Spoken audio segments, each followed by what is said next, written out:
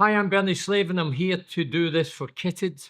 I'm going to talk about the shirts that's behind me.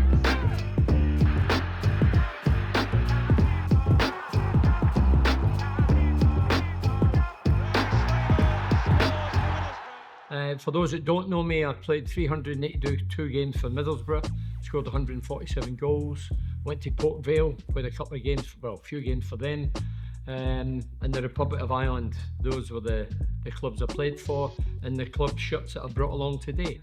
We'll start off, every shirt's got a story. This one here, number 7, that was my number in the main for a lot of years until Lenny Lawrence came in. This one, Dickens. When I first came to Middlesbrough, we had no sponsors because the club went into liquidation, bankruptcy and relegation. But anyway, a few years after the initial season, we get promotion into third, second, and then in the third season we ended up in the playoffs. We played Bradford City. It was a 2-leg affair. We played them down there, came back to Ayrsham and won the game. We ended up meeting Chelsea in the playoff final. The first game was 2-0 here at Ayrsham Park. Ayrsham Park's obviously demolished now. We won 2-0, we go to Stamford Bridge. They're still favourites. It was the very first playoff final ever. There was no medals involved, no money involved for sure. They were still favourites. We go down there, and after 16 minutes, I think Gordon Jury scored the goal, former Rangers and Scotland international. He scored the goal, backs against the walls for the majority of the game, but we held out. We got promotion, which is no mean feat. So as I say, relegation, liquidation, bankruptcy, 3 years later, top flight. So this was a shirt worn on that day. And my memories of that day was obviously delighted that we've got promotion and beaten Chelsea in their own backyard. But my memories of that day was, the whistle went, I never shook anybody's hands. I go towards the 10,000 Borough fans. They're all animated and pointing behind me, and I'm thinking my teammates are behind me. But when I look, the Chelsea fans are on the pitch, and there's thousands running my way. Made all the headlines in the papers. Chelsea thugs, Chelsea tow rides, whatever. And we had to wait in the dressing room for at least 45 minutes to an hour before we came out to the riffraff was cleared, and then we celebrated. So that shirt holds a lot of memories. That was the one that relegated Chelsea, and it was a great feat for a club that had no real money.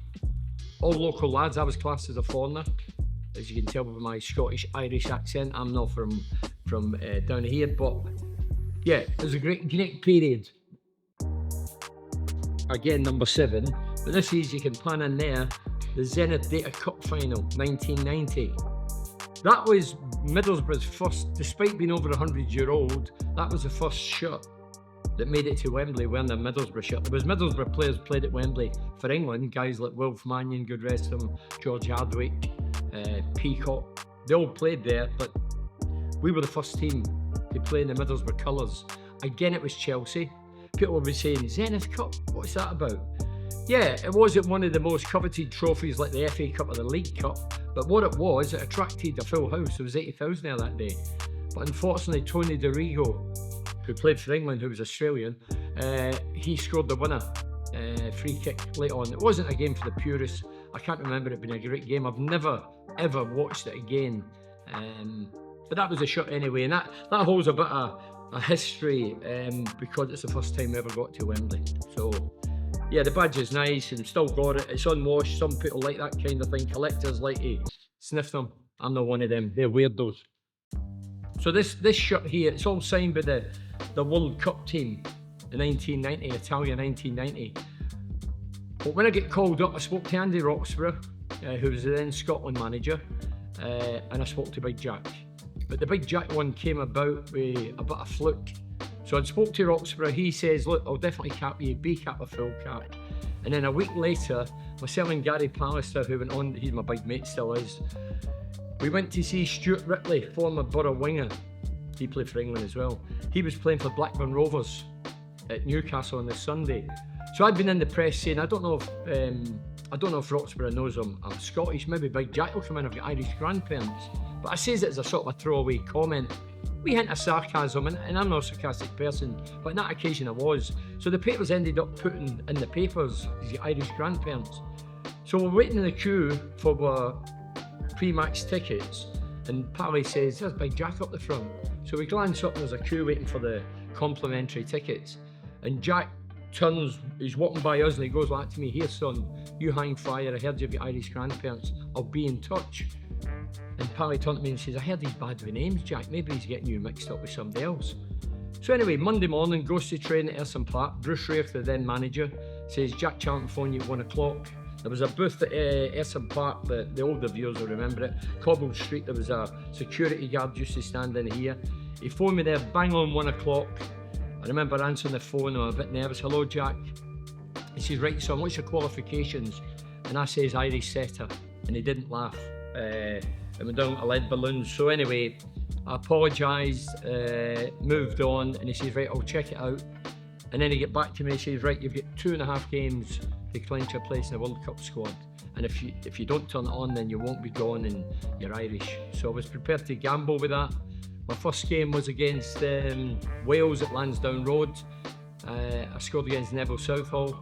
I scored against him at club level, but Neville was one of the best keepers around at that time. We won 1-0. I went round the keeper and I went round Southall and I've hit it, and one of their lads, he dived and saved it. So the penalty went to Kevin Sheedy, former Everton winger.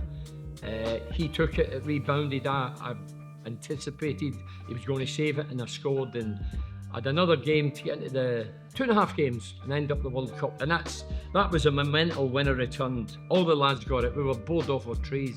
So that was my squad number 15. 7 went out the window. Very first ever Premier League. We got into the Premier League. We played Wolverhampton Wanderers at Molineux. It was the last game of the season. We had to win. It was a straight have to win. And we had to show a lot of balls in Teesside Steel that day. So we got to Molineux.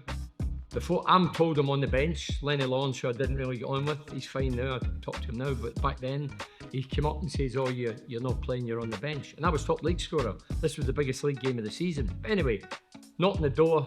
You're playing. Andy Payton's pulled out. I'm trying to get my head right. Then I knock on the door. The game's delayed. There's a bomb scare. Starts the game. We're 1-0 down. We're a man down. Nicky Moan gets sent off. And then late on in the game, ball comes in for the right. I went for it with a lad, John Gittins, go dress him. The two of us go there. My foot gets there first. It rebounds off the keeper, and Gitto, as we called him, flicked it into the net. We all celebrate. And then in the dying embers of the game, Jamie Pollock, Borough lad, bowled us up with pride like we all did, up the left wing, I don't know where he got the pace from, crossed it, and Paul Wilkinson downward header, and it was at slow motion. It hit the turf and it just went up, spiralled up into the left-hand corner. So in the Premier League, very first Premier League, and talking about Irish shirts, I wasn't aware of this at the time until a couple of years ago. I was the first Irish player to score in the Premier League, whether it be Northern or Southern. So I'm very proud of that. But this was a shirt I wore. I think I wore it 16 games and then I was thrown out because obviously the manager didn't see eye to eye. And if you look at the back there, I actually interviewed Paul Gascoigne at Hurworth training ground many years, well, when Gazza was here, and I got him to sign it for my son. So that's Paul Gascoigne's autograph for my son. So, great to be saying that. My last goal, I have to say, my last goal was against Man United, against arguably the best goalkeeper in the world. Who was it? Yeah, you know who it is. Number 15, that was my last cap for Ireland. And just like my first cap, it was against Wales. It was at Lansdowne. I don't know if it was Toker Park, I don't think. Anyway, it was my last, I wasn't aware it was going to be my last, but Jack did say I'd been in the squad for 3 years, and I was in it for 3 years. So yeah, I actually thought I found that by chance. It was stuck in the loft somewhere. I think the mice were ready to eat it. But anyway, nice shirt, I like it. You know, obviously these squads, but I like the texture and the style and the brand. But again, it was number 15. I don't know if it was maybe 15. I went to Port Vale. I was told that Middlesbrough wanted me out. As I say, I was clashing with the manager and they forced the issue. And because I was 33-year-old, they didn't want a fee. They were bound to me and saying, you've gave 8 years service, loyalty, we'll let you go for nothing. So I went, did the deal with manager John Rudge. who's now got a statue outside Port Vale ground. And in a year, I won more in a year at Port Vale than I did at Middlesbrough 8 years. We got promotion, so I got a medal, and then we went to Wembley twice in a week. We played Stockport County. So this is a shirt for Stockport County. It was back to my traditional 7. Obviously Wembley, Autoglass. I think there was about 60-odd thousand there. Paul Kerr, former Middlesbrough player, scored the first, and then I scored the winner. And again, you can see it's not really washed. It needs a good wash, but it won't get washed. So yeah, great memories. Wembley, scoring at Wembley. It's every kid's dream to score at Wembley, irrespective if there's nobody there or who you're playing against or what competition. But as I say, there was 60-odd thousand there. I'd played the Middlesbrough one and we 80,000 there, but never got a kit. But we never got a kit. So yeah, special memories, special shirts, and yeah, the only shirts now is white shirts for match day. The lounges, that's about it, I think.